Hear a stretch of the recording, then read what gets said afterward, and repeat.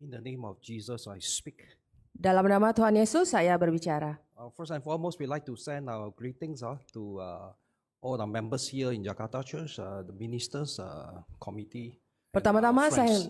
saya hendak mengucapkan salam kepada saudara-saudari seiman di Jakarta, kepada Dewan Pengurus dan juga kepada pengerja Jakarta. This morning, we'd like to speak on this topic, Pagi ini kita akan berbicara mengenai satu topik. prayer and evangelism.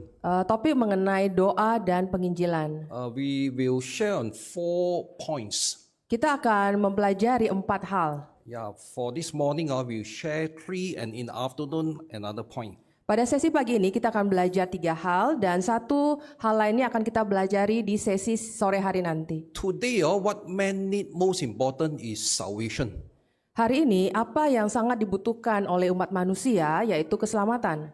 Jesus, Tuhan Yesus. Jesus it means he want to save. So the Lord he want to save. Yesus artinya juru selamat. Itu artinya dia hendak menyelamatkan dunia. Let's see 1 Timothy. Mari kita buka di kitab 1 Timotius.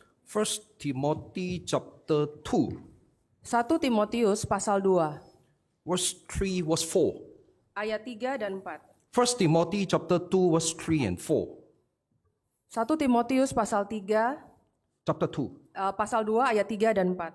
This is good and acceptable in the sight of God our Savior, who desires all men to be saved and come to the knowledge of the truth. Itulah yang baik dan yang berkenan kepada Allah juru selamat kita, yang menghendaki supaya semua orang diselamatkan dan memperoleh pengetahuan akan kebenaran. Yeah, so the Lord, he want to save. Oleh karena itu kita lihat di sini bahwa Allah hendak menyelamatkan. Yeah, he want everyone to come to the knowledge of the truth. Dia menginginkan semua orang datang kepada pengetahuan akan kebenaran. Today, man needs salvation.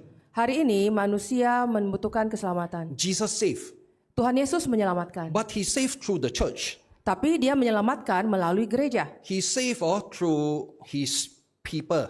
Ia menyelamatkan orang-orangnya. Yeah, therefore in Romans chapter 10 it tells us, Oleh sebab itu dalam kitab Roma pasal 10 dikatakan kepada those who kita, call upon the name of the Lord will be saved. barang siapa yang percaya kepada nama Tuhan Yesus akan diselamatkan. But how can they hear without an evangelist? Tapi bagaimana orang bisa mendengar mengenai berita ini jika tidak ada yang memberitakannya? Yeah, so they must be people who go out to preach. Jadi semestinya ada orang yang keluar untuk mengabarkan Injil keselamatan. Yeah, so the Lord, he want to save.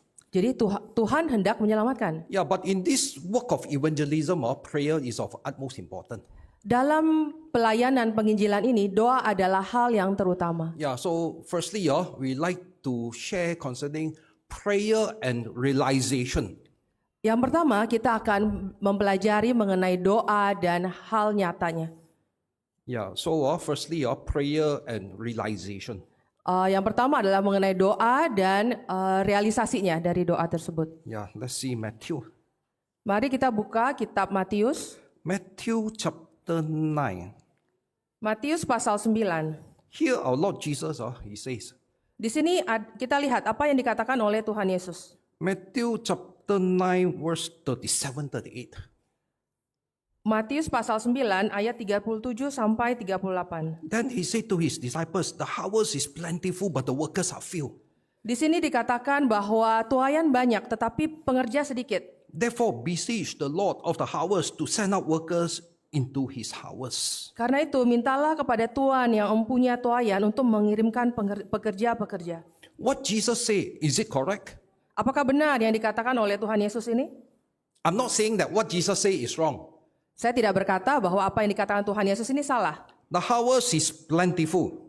Di sini dikatakan bahwa tuaian banyak. This is absolutely true. Ini sungguh benar. So the harvest is plentiful, Tuaian memang banyak, but the workers are few. tetapi pekerja sedikit. Is this true? Apakah ini benar? It is not true. Ini tidak benar. The workers are not few. Pekerja tidak sedikit, tidak banyak. This morning, how many of us here? Hari ini berapa banyak jumlah kita yang ada di sini? Maybe about 200, 300. Ada sekitar 200 sampai 300 orang. Is this few? Apakah this few? 200-300 orang ini kita anggap sedikit? This is not few. Ini bukan jumlah yang sedikit. Yeah, so the question is, are we doing anything? Are we evangelizing? Pertanyaan sesungguhnya adalah apakah kita melakukan peranan penginjilan ini? Why it is few? Kenapa ini dianggap sedikit? Because not many people want to involve in this work of evangelism. Karena tidak banyak yang mau terlibat dalam pelayanan penginjilan ini. Then the Lord say, Kita lihat apa yang Tuhan katakan. therefore beseech the Lord of the harvest to send out workers into his harvest. Karena itu, mintalah kepada Tuhan yang empunya untuk mengirimkan pekerja-pekerja untuk tuaian itu. Oh Lord, send that person.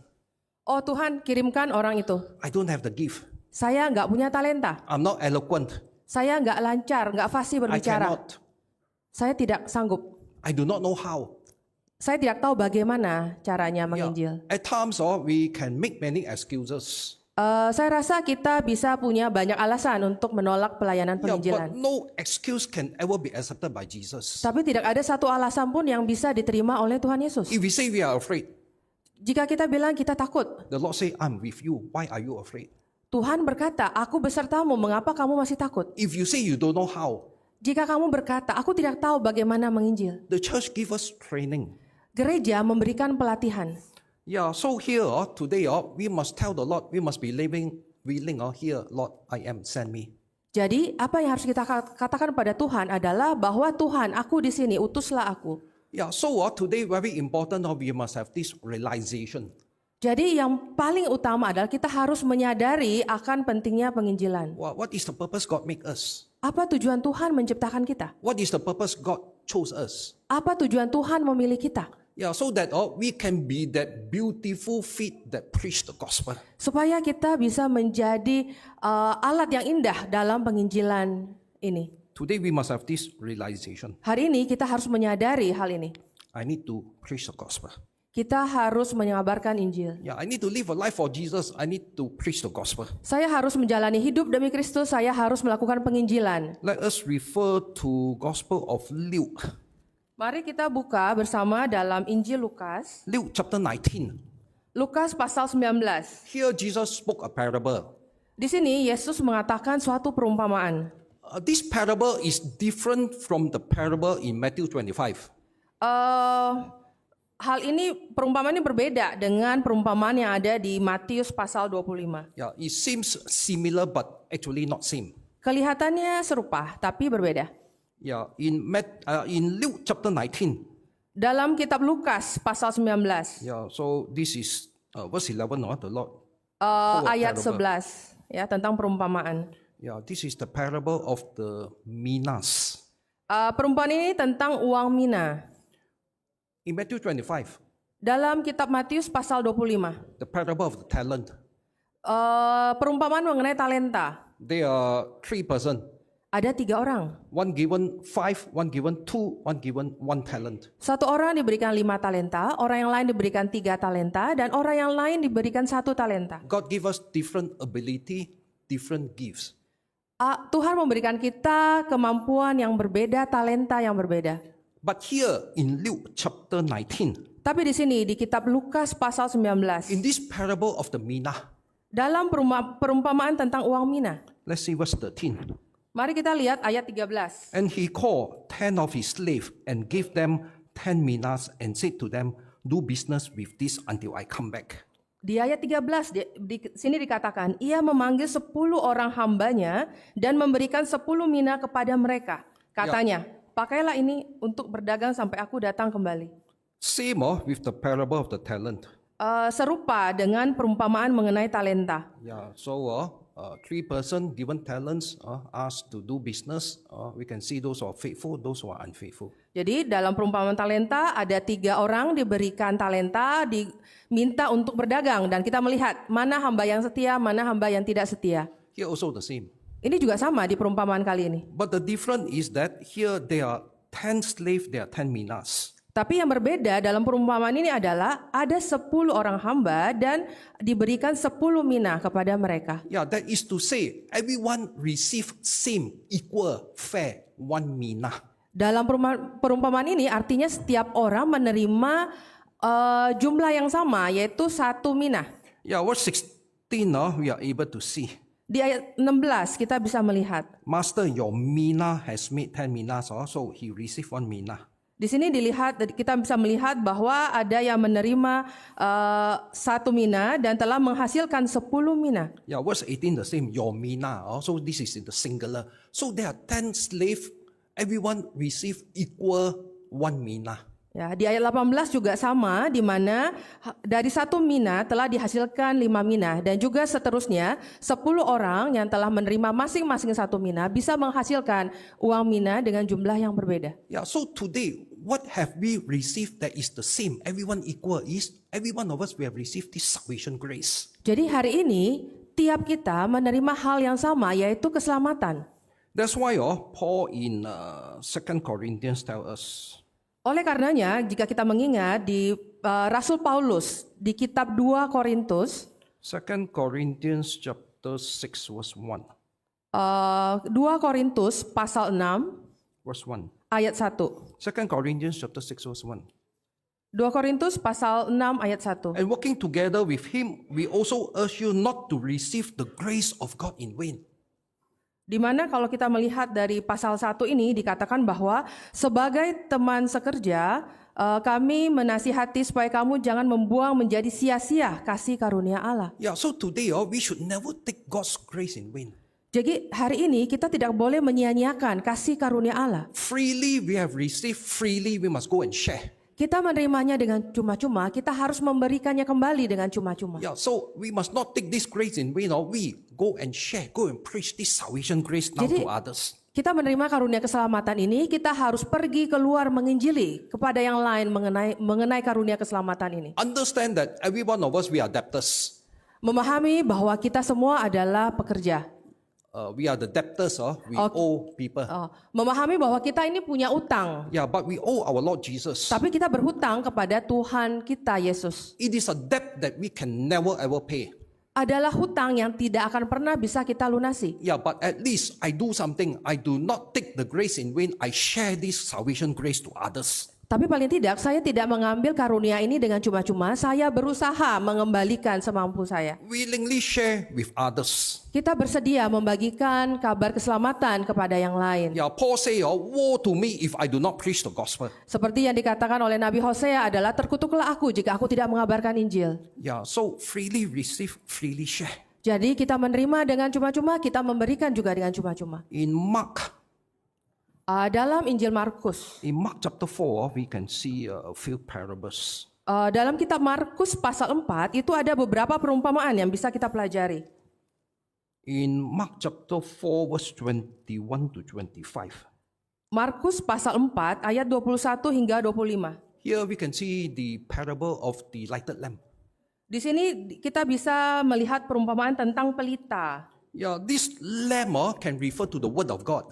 Pelita ini melambangkan firman Tuhan. Yeah, because Psalms 119 tell us, Psalms 119, your word is a lamp, is a light to our feet, to our path. Sebagaimana dikatakan dalam kitab Mazmur 119, firman-Mu adalah pelita bagi kakiku. Yeah, so the lamp, the word of God, is it for yourself? Is it merely for your family? Jadi firman Tuhan yang adalah pelita, apakah hanya untuk diri Anda sendiri, hanya untuk keluarga Anda? Yeah, so here say the lamp is not brought to be put under a basket, is it, or under a bed? Also, it's not merely for us or for our family. Di sini dikatakan bahwa pelita itu bukan untuk ditempatkan di bawah gantang atau di bawah tempat tidur. Artinya bukan buat diri kita sendiri, bukan disimpan buat keluarga kita sendiri. Yeah, this word, the gospel of salvation is to be shared out with everyone. Kabar keselamatan harus disebarkan kepada semua orang. Verse 22. Ayat 22. Nothing is hidden except to be revealed, nor has anything been secret, but that it will come to light. Sebab tidak ada sesuatu yang tersembunyi yang tidak akan dinyatakan, dan tidak ada sesuatu yang rahasia yang tidak akan tersingkap. You put the mark here. Kita beri tanda di ayat ini. Let's see Matthew chapter 10.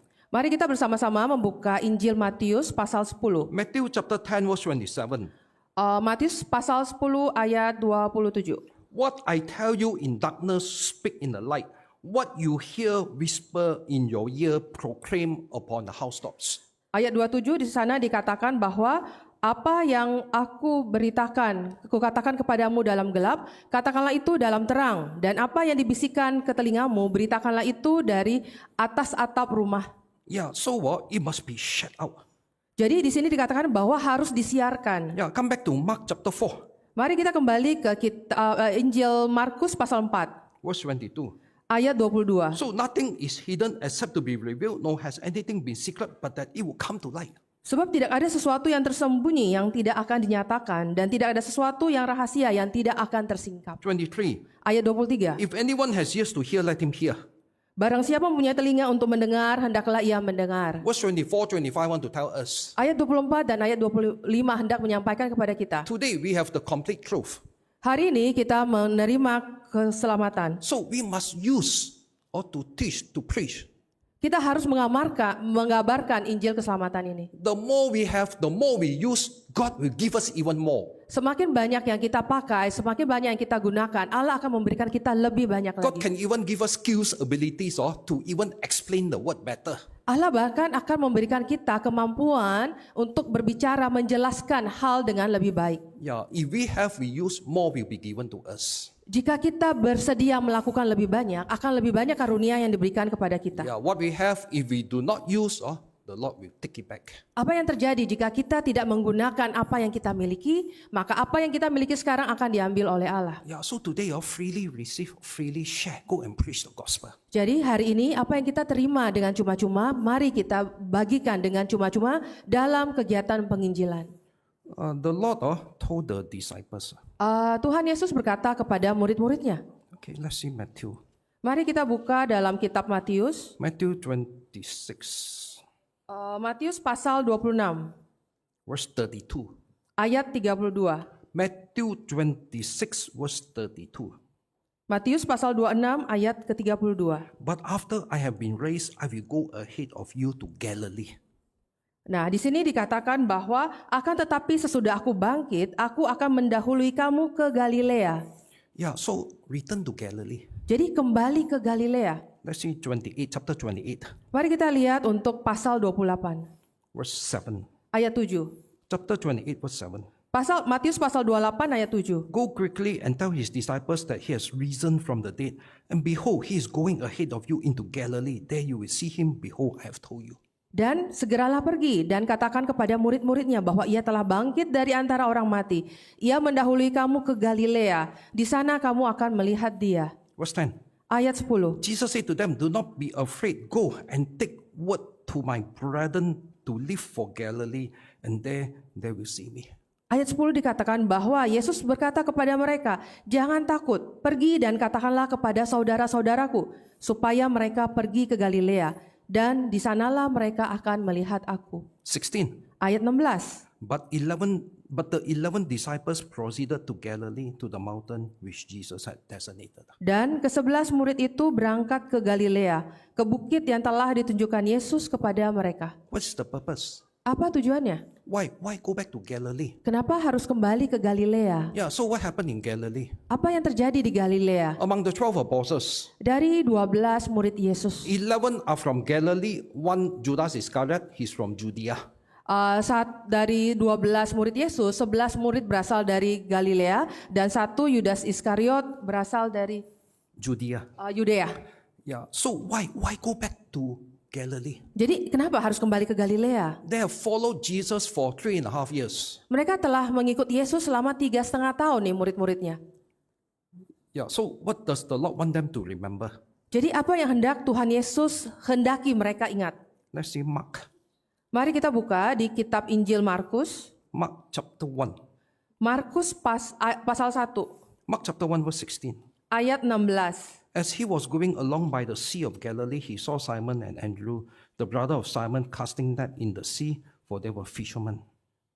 Ayat 16, ketika Yesus sedang berjalan menyusur danau Galilea, ia melihat Simon dan Andreas, saudara Simon. Mereka sedang menebarkan jala di danau sebab mereka penjala ikan. Yeah, later verse 19. Selanjutnya di ayat 19. Going on a little further, he saw James, the son of Zebedee, John, his brother, were also in a boat mending their nets. Dan setelah Yesus meneruskan perjalanannya sedikit lagi, dilihatnya Yakobus, anak Zebedius, dan Yohanes saudaranya sedang membereskan jala di dalam perahu. What happened in Galilee? Apa yang terjadi di Galilea? Verse 17. ayat 17. Jesus said to them, "Follow me, I will make you become fishers of men." Yesus berkata kepada mereka, "Mari ikutlah aku akan menjadikan kamu penjala manusia." So why go back to Galilee? Jadi kenapa harus kembali ke Galilea? Oh, Jesus want them to remember what is the purpose of the calling of the Lord. Yesus hendak mengingatkan mereka kembali apa tujuan panggilan Yesus kepada mereka. Why the Lord call them? Kenapa Tuhan memanggil mereka? Oh, firstly, the Lord say, "Follow me." Pertama kali Tuhan berkata, "Ikutlah aku." Follow me for what purpose? Ikut aku untuk tujuannya apa? To be saved. Untuk diselamatkan. Follow the Lord to be saved. Mengikut Yesus untuk diselamatkan. But at the same time, Tapi di saat yang bersamaan, the Lord say, "I will make you become fishers of men." Tuhan juga berkata, "Aku telah menjadikan kamu penjala manusia." Today, we cannot say, "I want to follow the Lord, I want to be saved, but I don't want to be fishers of men." Hari ini kita tidak bisa berkata, "Saya mau ikut Yesus, saya mau diselamatkan, tapi saya tidak mau menjadi penjala manusia." Cannot. Tidak bisa. When we accept the calling of the Lord has also commissioned us. Ketika kita menerima karunia Tuhan, kita juga harus menjalankan amanat dari Tuhan. Yeah, because He say, "Follow me, and I will make you become fishers of men." Karena di sini dikatakan, "Ikutlah aku dan kamu akan kujadikan penjala manusia." He called to save us. At the same time, He commissioned us. Dan di saat yang bersamaan dia memanggil kita, di saat yang bersamaan juga dia memberikan amanat kepada kita. So I cannot say, "I want to be saved, I don't want to be fishers of men." Jadi tidak bisa kita berkata, "Saya mau diselamatkan, tapi saya tidak mau menjadi penjala manusia." Yeah, so today when we have accepted the calling of the Lord, we have also accepted being commissioned by the Lord to preach. Jadi di hari ini, di saat kita menerima karunia keselamatan dari Tuhan, kita juga harus menjalankan amanat keselamatan dari Tuhan. Yeah, so today we must do this work willingly. Jadi hari ini kita harus melaksanakan pelayanan penginjilan ini. Yeah, if not, a stewardship has been entrusted to us. Woe to us if we do not preach. Jika tidak, maka celakalah kita karena kita telah dipercayakan untuk melakukannya. Yeah, so firstly, prayer and realization. Jadi pertama-tama yang perlu adalah berdoa dan menyadari. Yeah, so let us pray that God's Spirit inspire us, motivate us, encourage us that we have this realization. Now I need to live a life for Jesus, preach the gospel. Jadi mari pertama-tama bersama-sama kita berdoa, kita membiarkan Roh Kudus menyadarkan hati kita bahwa kita dipilih untuk menyelamatkan, untuk mengabarkan Injil keselamatan. Second point, Hal yang kedua, prayer and evangelism. doa dan penginjilan. Yeah, so we'll discuss prayer and the actual work of evangelism. Jadi kita akan berbicara mengenai doa dan kerja nyata dari penginjilan. Of course, we understand not by might nor by power, but by the Spirit of the Lord. Tentunya kita menyadari adalah bukan dengan kuat kuasa, tapi dengan karunia Roh Kudus. Yeah, Jesus commissioned us, asked us to make disciples of all nations. Yesus mengamanatkan kita untuk menjadikan seluruh bangsa muridnya. Yeah, but then in Matthew we are able to see we are not alone in this work. Tapi di kitab Matius hendak mengingatkan kita bahwa kita tidak sendirian dalam pelayanan ini. Yeah, we have at our disposal Jesus, or the power of Jesus to be with us. Kita punya kuasa, karunia, penyertaan Tuhan Yesus untuk melakukan penginjilan ini. Yeah, Jesus said, "I will be with you all to the end of age." Tuhan Yesus berkata, "Aku akan menyertaimu hingga akhir dunia." The Lord also say, "All authority and power has been given to me."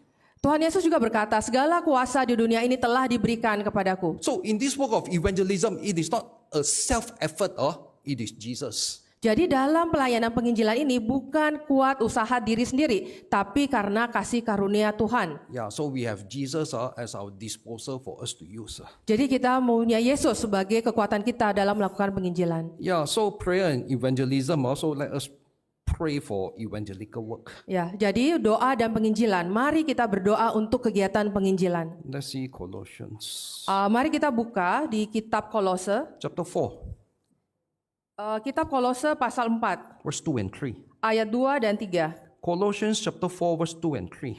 Kolose pasal 4 ayat 2 dan 3. Devote yourself to prayer, keeping alert in it with an attitude of thanksgiving. Bertekunlah dalam doa dan dalam itu berjaga-jagalah sambil mengucap syukur. Yeah, so devote ourselves to prayer. Ya, di sini kita harus bertekun dalam doa. One area of prayer. Satu hal yang perlu didoakan. Verse 3. Verse 3. Verse 3. Ayat 3. Yeah, praying at the same time for us as well, that God will open to us a door for the word so that we may speak forth the mystery of Christ. Ayat 3, apa yang harus didoakan? Berdoa jugalah untuk kami, supaya Allah membuka pintu untuk pemberitaan kami, sehingga kami dapat berbicara tentang rahasia Kristus, Ya. yang karenanya aku dipenjarakan. Yeah, so here, pray that the Lord may open to us a door for evangelism. Jadi di sini dikatakan mari kita berdoa agar Allah membuka pintu untuk penginjilan. In the Gospel of John, Dalam Injil Yohanes, yeah, we can see, come and see. kita melihat datang dan lihatlah. Yeah, so come and see. Datang dan lihatlah. So today, we should pray in evangelism or evangelical service that people will come. Those, especially those invited, they will come. Jadi dalam pelayanan penginjilan ini mari kita berdoa agar orang-orang datang untuk mendengar. There was one time Ada satu masa in overseas, dalam di luar negeri, yeah, we were scheduled to assist in overseas work. kami ditugaskan untuk melakukan pelayanan ke luar negeri. There was evangelical service. Ini adalah pelayanan penginjilan. But in the evangelical service, no people come. So I speak to our own members.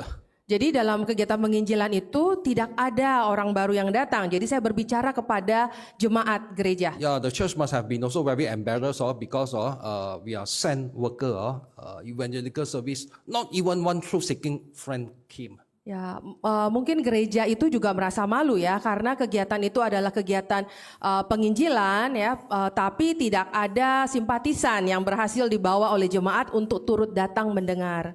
Yeah, so today we may invite people, but they may not come. Jadi hari ini bisa saja kita telah mengajak orang untuk ikut datang, tapi mereka tidak bisa datang. Yeah, in Luke chapter 14, Dalam Injil Lukas pasal 14, yeah, the Lord spoke about a parable of the dinner.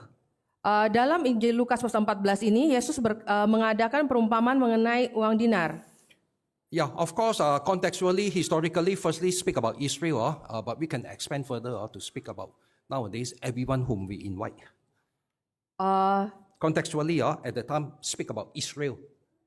Dalam pembahasan ini awalnya itu secara kontekstual itu membahas mengenai Israel, bangsa Israel. But today, we can expand further to refer to anyone that we invite to come. Tapi untuk konteks masa sekarang kita bisa memakai perumpamaan ini terkait dengan orang-orang yang kita undang datang. Verse 16. Ayat 16. He said to him, a man was giving a big dinner and he invited many. Orang itu telah diberikan ajakan untuk datang. Yeah, in Luke chapter 14, verse 16. Lukas pasal 14 ayat 16. Yeah, so a man was giving a big dinner and he invited many. Di mana di sana dikatakan bahwa seorang mengadakan perjamuan besar dan ia mengundang banyak orang. Verse 17. Ayat 17. And at the dinner hour, he sent his slave to say those who have been invited, come, come. Everything is ready now. Come.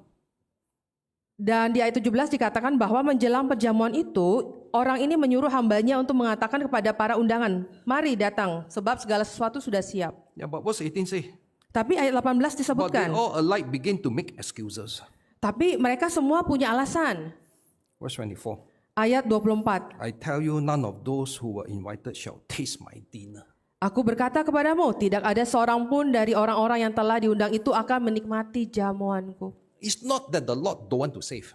Ini bukan berarti Tuhan tidak mau menyelamatkan. Jesus want to save. Jesus want to save and want everyone to come to the knowledge of the truth. Yesus hendak menyelamatkan dan menghendaki agar semua orang menyadari mengenai berita keselamatan. Church, we hold evangelical service. Gereja mengadakan kebaktian pekabaran Injil. We invite people, we ask people to come. Kita mengundang orang untuk datang. Yeah, so we must pray that God open their heart that they will come. Jadi kita harus berdoa agar Tuhan membuka hati mereka untuk mereka datang. It's not the Lord don't want to save. Bukan artinya Tuhan tidak mau menyelamatkan. Matthew 22.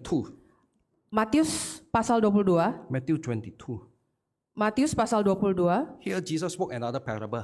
Di sini Tuhan Yesus berkata dalam perumpamaan yang lain. Verse 2. Ayat 2. The kingdom of heaven may be compared to a king who gave a wedding feast for his son. Kerajaan surga seumpama seorang raja yang mengadakan perjamuan kawin untuk anaknya. Verse 3. Ayat 3. He sent out his slave to call those who have been invited to the wedding.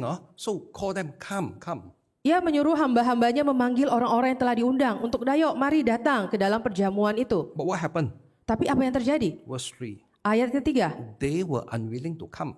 orang-orang itu tidak mau datang. Verse 5. Ayat 5, They paid no attention and went their way. mereka tidak mengindahkannya dan tidak datang.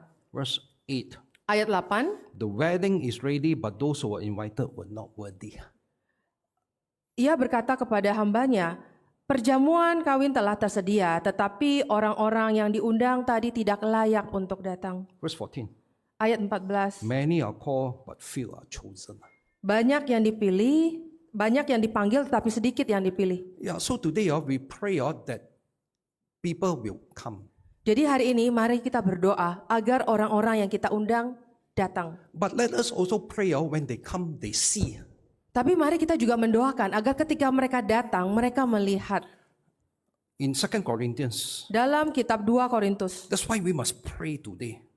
ini adalah sebab mengapa kita harus berdoa di hari ini. Or let us pray that when they come, they see. God will open their spiritual eyes of their heart. Kita harus mendoakan mereka agar ketika mereka datang, mata rohani mereka terbuka seperti Ahad. In 2 Corinthians chapter 4, Dalam kitab 2 Korintus pasal 4, verse 3, verse 4. ayat 3 dan 4. 2 Corinthians chapter 4, verse 3 and 4. 2 Korintus pasal 4 ayat 3 dan 4. Even if our gospel is will, it is will to those who are perishing. Jika Injil yang kami beritakan masih tertutup juga, maka ia tertutup untuk mereka yang akan binasa. In whose case the God of this world has blinded the minds of the unbelieving, so that they might not see the light of the gospel of the glory of Christ, who is in the image of God. Ayat 4, yaitu orang-orang yang tidak percaya, yang pikirannya telah dibutakan oleh ilah zaman ini, sehingga mereka tidak melihat cahaya Injil tentang kemuliaan Kristus yang adalah gambaran Allah. Yeah, so today we must pray out that God will open their eyes, because their eyes are blinded. So God open the eyes of their heart. Jadi, mari kita berdoa agar Tuhan membukakan mata rohani kita, sehingga kita bisa melihat amanat penginjilan ini. Yeah, also we pray that they come, they see, they experience. Kita juga berdoa agar mereka yang kita undang datang, melihat, dan bisa merasakan sendiri. Yeah, of course, we also pray for the workers, Tentu saja kita juga berdoa buat para pekerja, the speaker, the interpreters, untuk yang membawakan khotbah dan untuk yang menerjemahkan. the usherers, Juga penyambut tamu, the choirs, tim kur yang bernyanyi, etc. dan juga buat semua pendukung pelayanan. Yeah, so in Ephesians chapter 6, Dalam kitab Efesus, let's just refer to Ephesians chapter 6. kitab Efesus pasal 16, Pray. berdoa, Verse 19. ayat 19. Pray on my behalf that utterance may be given to me in the opening of my mouth to make known with boldness the mystery of the gospel. Dalam Efesus pasal 6 ayat 19, di mana dikatakan bahwa, dan juga untuk aku, supaya kepadaku jika aku membuka mulutku, dikaruniakan perkataan yang benar, agar dengan keberanian aku memberitakan rahasia Injil. Yeah, or to proclaim with boldness. Untuk menyampaikan rahasia Injil. Yeah, and then Paul in Corinthians say that may God give us his eloquency, not our own wisdom. Dan juga Rasul Paulus kepada jemaat Korintus mengatakan bahwa kiranya Tuhan memberikan kasih karunia kecakapan berbicara bukan dari diri sendiri. Yeah, also we pray for the workers. Kita juga berdoa untuk para pekerja. Yeah, we also pray that in evangelism these factors these things may be present. Kita juga berdoa agar dalam penginjilan hal-hal ini senantiasa diingat. God is a living God. Tuhan adalah Tuhan yang hidup. Yeah, in 1 John chapter 1, Dalam kitab 1 Yohanes pasal 1, yeah, Elder John say, which we have heard, which we have seen, which we have touched. di mana Penatua Yohanes mengatakan, barang siapa yang telah melihat, barang siapa telah mendengar, dan barang siapa telah menyentuh. Okay, let's see 1 Thessalonians. Mari kita lihat dalam kitab 1 Tesalonika. Today, we must pray that this thing will exist in our evangelism. Di mana kita harus berdoa agar hal ini ada dalam kegiatan penginjilan kita. Okay, 1 Thessalonians chapter 1 verse 5. 1 Tesalonika pasal 1 ayat 5. Here we can see successful, effective evangelism. Di sini kita akan melihat bagaimana suatu penginjilan yang dikatakan berhasil. Yeah, there are 5 things here. 5 things. semangat Five. There are oh, five. ayat 5. Yeah, there are also 5 points here. Ya, ada juga 5 hal yang perlu dilihat. Yeah, our gospel did not come to you in word. So we must preach very clearly in word. The message must be clear. Injil bukan hanya disampaikan kepada kamu dengan kata-kata saja. Ini maksudnya adalah penyampaian kita harus jelas, pemberitaan Injil. Yeah, so in evangelism, we must speak the word, the Jadi gospel. dalam penginjilan yang harus disampaikan adalah berita Injil. But we hope in this evangelical work, Tapi kita berharap dalam kegiatan pelayanan penginjilan ini, here say the second thing, hal kedua, also in power. Here this power is signs, miracles and wonders. di mana hal kedua yang kita pintakan adalah kekuatan untuk mengadakan mujizat dan tanda-tanda heran. Yeah, so we pray that in evangelical work, it will be followed by signs, miracles and wonders. Jadi kita juga berdoa agar kegiatan penginjilan diikuti juga dengan tanda-tanda heran dan mujizat. And next, in the Berikutnya. Holy Spirit. Dengan kekuatan Roh Kudus. Yeah, we pray the Holy Spirit present working even better. God bestow His Holy Spirit upon the truth-seeking friends. Kita berharap agar Tuhan juga mengaruniakan Roh Kudus atas simpatisan yang datang, Yeah, so the working of the Holy Spirit. atas pekerjaan Roh Kudus semata. And then next here say full conviction. Dan berikutnya dikatakan dengan suatu kepastian yang kokoh. We who preach, we must have that faith to believe. Ketika kita mengabarkan Injil, kita harus beriman mempercayainya. And that person who come, we also pray that they will have faith.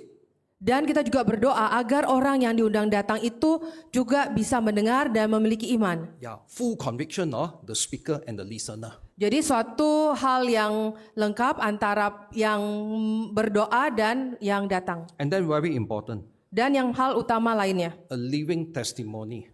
kesaksian yang hidup. Everyone become a living testimony. Our conduct, our behavior, very important. Setiap orang bisa menjadi saksi hidup melalui perkataan perbuatan masing-masing. Itu adalah hal yang terpenting. Yeah, just as you know what kind of men we prove to be among you for your sake.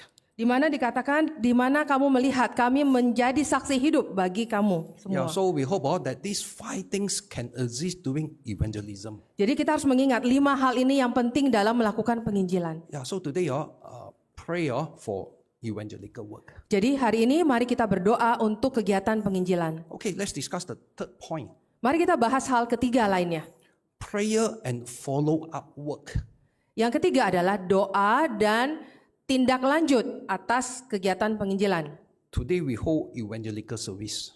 Hari ini kita mengadakan kebaktian pengabaran Injil. But many times the failure is in follow up work. Tapi banyak yang gagal dalam melakukan tindak lanjut atau follow up atas simpatisan. Yeah, so today we must pray and follow up work. Jadi hari ini kita harus berdoa untuk kegiatan follow up ini. Let's see Romans. Mari kita buka kitab Roma, Romans chapter 8. Roma pasal 8. Today if we read some Christian publication, Belakangan ini kalau kita membaca beberapa materi publikasi Kristen, yeah, if we see the Latin word ordo salutis, if we can see the Latin word ordo salutis, actually it means order of salvation, the whole process of salvation. ya, di mana publikasi itu menjelaskan mengenai langkah-langkah penyelamatan. Okay, let's see Romans chapter 8, 29, 30. Mari kita buka kitab Roma pasal 8 ayat 29 dan 30. Yeah, so here we can see the whole step, the whole process of salvation. Di sini bisa kita melihat seluruh langkah penyelamatan. Yeah, so in theology they call this ordo salutis, in Latin, order of salvation, the whole process. Jadi dalam pembelajaran teologi ini dikatakan sebagai tahapan keselamatan. We can see 5 things. Kita bisa melihat 5 hal di sini. But in these 5, we divide into 2. Tapi dalam 5 tahap ini kita bagi jadi 2. Because salvation is by grace through faith. Karena iman keselamatan itu adalah kasih karunia dan melalui iman. And today we want our friends to understand this. Dan hari ini kita ingin agar teman-teman kita memahami hal ini juga. Among us today, if we have truth-seeking friends, Di antara kita hari ini, jika ada teman-teman kita yang merupakan simpatisan, we want you to understand this.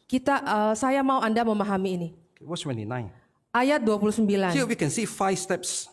Di sini kita bisa melihat 5 langkah penyelamatan. Yeah, firstly, verse 29.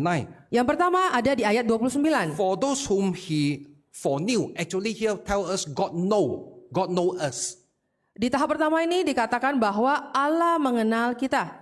And then secondly, Yang kedua, He also predestined. He destined us.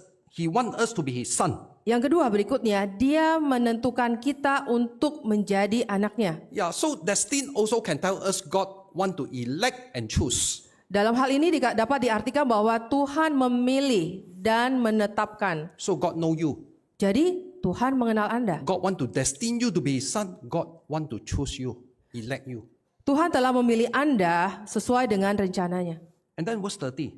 Dan yang ayat 30. What's the next step? Apa langkah berikutnya? Those whom He destined, He also called. Dan mereka yang telah ditentukannya dari semula, mereka itu juga yang dipanggilnya. What is this? Apa artinya? Salvation by grace. Keselamatan adalah kasih karunia. Yeah. So here we can see grace. God know you. God want to destine you. He elect you. He call you. So this is grace. Di mana sini kita bisa melihat bahwa Allah memilih Anda, Allah menentukan Anda, dan Allah memanggil Anda untuk keselamatan. Yeah. So today, if we have truth seeking friends here, Jadi hari ini jika kita punya teman simpatisan, understand why you are seated here. coba pahami kenapa Anda duduk di sini. It is no accident. Bukan karena kebetulan. It is not coincidence. Ya, bukan karena kebetulan semata teman Anda di sini. You must really understand it's because God want to give you grace. Ini harus Anda mengerti bahwa karena Allah hendak memberikan Anda kasih karunia. Out of billions of people in the world, out of millions of people in Indonesia, God know you. Dari miliaran orang di dunia ini, dari jutaan orang di Indonesia ini, Allah memilih Anda. Or God know you, He want to save you, elect you, He call you. That's why you are here. No accident. Allah mengenal Anda, Allah memilih Anda untuk tinggal di sini. Ini bukan suatu kebetulan belaka. Yeah, but salvation is by grace through faith. A person must believe. Tapi keselamatan ini adalah karena kasih karunia dan oleh iman kepercayaan. Yeah, so we can reject. Jadi kita bisa memikirkannya kembali. Yeah, reject. Kita bisa menolak. If we reject, the story ends here. Jika kita menolak panggilan keselamatan Allah, ya ceritanya akan berbeda. That's why many are called, few are chosen. Sebab itu dikatakan banyak yang dipanggil tetapi sedikit yang dipilih. It's not that the Lord don't want to save you. Itu bukan artinya Tuhan tidak hendak menyelamatkan The Lord Anda. already know you. He want to elect, destine you. He call you. This is grace. Tuhan telah mengenal Anda, hendak memilih Anda, memberikan keselamatan kepada Anda. Yeah, but why many are called, few are chosen is because just now Matthew 22 say they reject. Tapi kenapa dikatakan bahwa banyak yang dipanggil tapi sedikit yang dipilih? Karena mereka menolak panggilan tersebut. But if we can accept by faith, Tapi jika kita bisa menerima panggilan tersebut dengan iman, we will receive baptism. kita akan menerima baptisan. So here verse 30 say, Jadi di sini di ayat 30 dikatakan, those whom He call, He also justify. di sini dikatakan bahwa mereka yang ditentukannya juga dibenarkannya. Yeah, if we accept by faith or we accept baptism, we'll be justified, we'll be declared righteous. Jika kita telah menerima panggilan, telah dibaptis, maka kita akan dibenarkan oleh kebenarannya. Yeah, and then those whom He justify, He also glorify. Di sini dikatakan bahwa mereka yang telah dibenarkan akan dimuliakan. Yeah, also the Lord want to save them until the end. Dan Tuhan hendak menyelamatkan mereka hingga akhir zaman. Yeah, so here we can see the whole process of salvation. Jadi di dua ayat ini kita bisa melihat seluruh tahapan keselamatan. Yeah, but we must pray for evangelism, follow up work.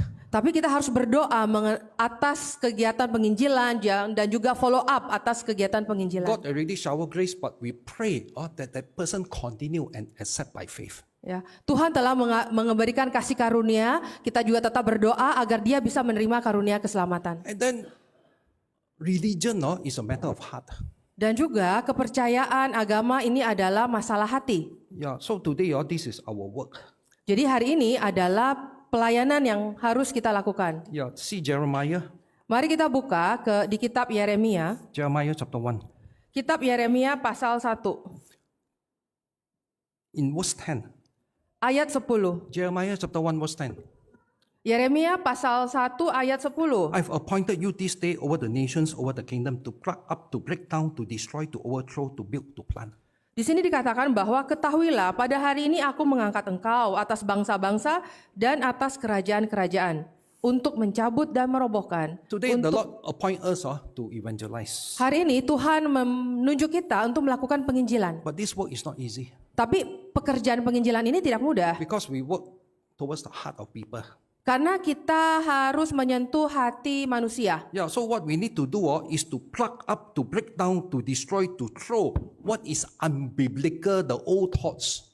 Jadi apa yang harus kita lakukan untuk dapat menyentuh hati orang ini? Di sini dikatakan adalah kita harus mencabut, merobohkan, membinasakan dan meruntuhkan untuk membangun dan menanam. Yeah, so we must destroy everything that is not biblical and to build and plant the truth in them. Jadi kita harus merobohkan segala sesuatu yang tidak sesuai dengan kebenaran dan untuk membangun, menanam dengan kebenaran. This work is not easy.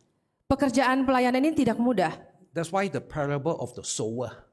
Oleh karena itu ada perumpamaan tentang penabur. Yeah, the sower went out to sow the seed, the truth. Penabur pergi ke ladang untuk menaburkan benih, untuk menyampaikan firman. But how people respond? Tapi bagaimana tanggapan dari orang-orang? Even though the word is so good, not everyone will respond or to accept. Meskipun firman yang dibagikan itu baik adanya, tapi tidak semua orang bisa menerimanya. This phenomena will continue to happen. Hal ini masih terus terjadi hingga saat ini. Let's see Isaiah. Mari kita lihat ke kitab Yesaya. Isaiah chapter 6, Yesaya pasal 6, verse 9, verse 10. ayat 9 dan 10. God foretell this Isaiah, his ministry, what he will experience. Di sini dikatakan apa yang Tuhan firmankan kepada Yesaya mengenai pelayanan penginjilannya. Verse 9. Ayat 9. He said, go and tell these people, keep on listening but do not perceive, keep on looking but do not understand. Verse 10. Render the heart of these people insensitive, their ears dull, their eyes dim. Otherwise they might see with their eyes, hear with their ears, understand with their heart, and return and be healed. So the Lord here want to tell Isaiah, this is what will happen. Di ayat 9 dan 10 di sini dikatakan Tuhan hendak memberikan gambaran kepada Nabi Yesaya apa yang akan terjadi saat memberitakan Injil. Yeah, they will listen but will not perceive, they will look but don't understand. Di sini dikatakan bahwa mereka akan mendengar tapi tidak mengerti. Mereka akan melihat tapi tidak menanggapi. Verse 10, their heart become insensitive. Ayat 10, hati mereka menjadi keras Their ears become dull, their eyes become dim. dan telinganya menjadi berat untuk mendengar dan matanya menjadi tertutup. Yeah, that's why follow our work, we must pray. God, open their ears, open their eyes. Oleh sebab itu dalam pelayanan penginjilan kita harus nantiasa berdoa agar Tuhan membukakan telinga dan hati mereka. It happened in the Old Testament. Hal ini terjadi di Perjanjian Lama. Matthew 13. Kita buka ke kitab Injil Matius. In the time of Jesus, same thing happened. Di zaman Yesus hal yang sama terjadi. Verse 14, 15. Matthew 13, 14, 15. Matius pasal 13 ayat 14 hingga 15. In the case of the prophecy of Isaiah is been fulfilled, which says, you will keep on hearing but will not understand. You will keep on seeing but will not perceive. Why? For the heart of these people has become dull. With their ears they scarcely hear, and they have closed their eyes. Otherwise they would see with their eyes, hear with their ears, and understand with their heart, and return, I would heal them. So this phenomena happened in the time of Jesus. Jadi situasi yang sama terulang kembali pada zaman Yesus memberitakan Injil. Apostolic era. Apostolic period. Ya, pada masa rasul-rasul. Acts 28. Mari kita buka dalam kitab Kisah Para Rasul pasal 28 28 verse 25 to 27. ayat 25 hingga 27. When they did not agree with one another, they began living after Paul had spoken one parting word. The Holy Spirit rightly spoke through Isaiah the prophet to your father, saying, go to the people and say, you will keep on hearing but will not understand. You will keep on seeing but will not perceive. For the heart of these people has become dull. With their ears they scarcely hear, and they have closed their eyes. Otherwise they might see with their eyes and hear with their ears, understand with their heart, and return, I would heal them. So this phenomena continued to happen in the apostolic era. Ya, jadi kondisi ini masih terjadi di zaman para rasul. Kita lihat di ayat 25 sampai 27. Yeah, today, through Jesus Church, today, this Bahkan hari end time, ini masih terjadi di gereja Yesus Jati. this phenomena will continue. hal ini masih akan terus berlanjut. Yeah, that's why we must pray in follow-up work. Oleh sebab itu kita harus senantiasa berdoa untuk kegiatan follow up penginjilan Or that God work in their heart. agar Tuhan bekerja dalam hati mereka. Yeah, yesterday preacher Ezra has mentioned. Kemarin pendeta Esra telah menyampaikan, Yeah, we pray that they will submit, they will yield, they will obey. kita berdoa agar mereka bisa merendahkan diri, mereka bisa menerima firman Tuhan. Yeah, so this is very important in follow-up work. Jadi merupakan hal yang penting dalam melakukan follow up penginjilan. See 2 Corinthians chapter 10. Mari kita buka kitab Korintus, 2 Corinthians chapter 10, kitab 2 Korintus pasal 10 verse 4 and 5. ayat 4 dan 5. For the weapons of our warfare are not of the flesh, but divinely powerful for the destruction of fortresses. We are destroying speculation, every lofty thing raised up against the knowledge of God, and we are taking every thought captive to the obedience of Christ. So this is spiritual warfare. Ya, di mana di sini dikatakan apa yang diperlukan di perlengkapan rohani yang dibutuhkan. Yeah, also we are fighting a spiritual battle. Dan kita juga melakukan pertempuran rohani. Yeah, so by God's powerful Holy Spirit, the word, the gospel, verse 5, we are destroying speculation, every lofty thing raised up against the knowledge of God. Ya, karena kita ini berperang dalam dunia roh, maka kita harus meminta karunia Roh Kudus untuk membantu kita dalam mengatasi hal ini. Yeah, so that here say, they obey Christ. Di sini dikatakan tujuannya adalah agar mereka taat kepada Kristus. Yeah, Romans 16, they will obey in the faith. Di mana mereka akan taat dalam roh. Yeah, Ephesians chapter 4, verse 8. Kita buka kembali dalam kitab Efesus, Chapter 4, verse 8. pasal 4 ayat 8. Therefore it says, when he ascended on high, he led captive a host of captive. So we want to focus upon this statement, he led captivity captive. Di mana ayat 8 ini dikatakan bahwa ia membawa tawanan-tawanan itu. Yeah. Firstly, people are under the captive of the devil. Pertama-tama manusia itu ada dalam tawanan yang jahat, Under the slavery of sin. dalam perbudakan dosa, Under the fear of death. dalam ketakutan akan kematian. Yeah, so they are under captive. Jadi mereka ditawan. But we are to lead this captive into the captivity of Christ. Tapi kita akan membebaskan orang-orang yang ditawan oleh kejahatan ini menjadi tawanan Kristus. Yeah, now they become the captive of Christ. Sekarang mereka menjadi tawanan Kristus. Yeah, so this work is not our own effort. Jadi pelayanan ini membutuhkan usaha yang keras. Yeah, so we need prayer. Kita butuh doa. Yeah, so this morning we share prayer and evangelism. Jadi pagi ini kita telah membahas mengenai doa dan penginjilan. Jesus want to save, Yesus hendak menyelamatkan. and he saved through us, the church. Dan ia menyelamatkan melalui kita, melalui gereja. The harvest is plentiful, but the laborers are few. Tuaian banyak, tapi pekerja sedikit. Yeah, but why?